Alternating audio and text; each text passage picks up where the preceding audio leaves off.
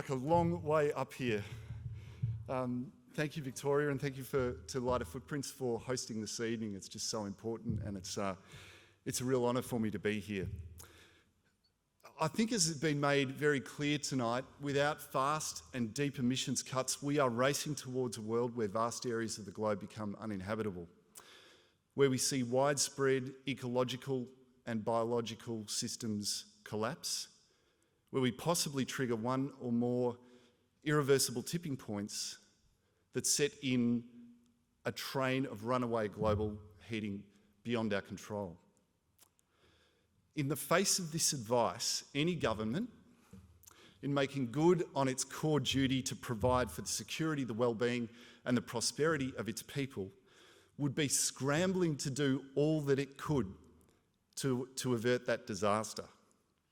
Yet, our government, including the man who should be in that empty chair, is doing exactly the opposite, proudly declaring almost on a daily basis its commitment to opening more coal mines and gas wells that would have catastrophic consequences for global heating. Personally, I don't think there is an example in human history where a government has responded to an impending crisis, not by taking measures to avert or mitigate that crisis, but by acting in a way that accelerates it. I just can't. But there is hope. There is a new way forward, and that's this. If we follow the best available science and show the highest possible level of ambition, we can keep global warming to 1.5 degrees and avert a crisis. In Australia, our best scientists, including those at the Climate Council and the Climate Targets Panel, have told us that for Australia, this obligation means this: cutting emissions by 75% by 2030 and reaching net zero by 2035, and keeping coal and gas in the ground where it belongs.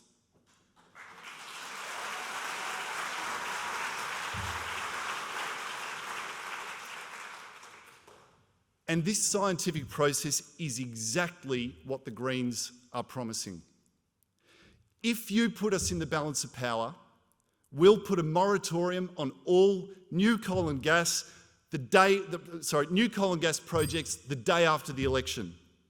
We'll move quickly to decarbonise our economy by using wind and solar, and we'll end thermal coal by the end of the decade. And we'll ensure that it is a just transition, so that those that are directly affected by this transition to renewables are taken forward in a just and equitable way and do not lose out. Taking these steps and adopting these emissions targets isn't the perfect getting in the way of the good. It's the only way we can do our bit to avoid a crisis. Any candidate or leader who suggests we should adopt targets south of this number should explain why. And to be clear, the economic opportunities of this transition are enormous. The pathway to a livable future is clear, and we can get there. We just need to show the necessary political ambition. We've got an awful lot to lose by not taking the right action, and we've got everything to gain if we do. Let's make our kids proud and let's shoot for the stars. Thank you.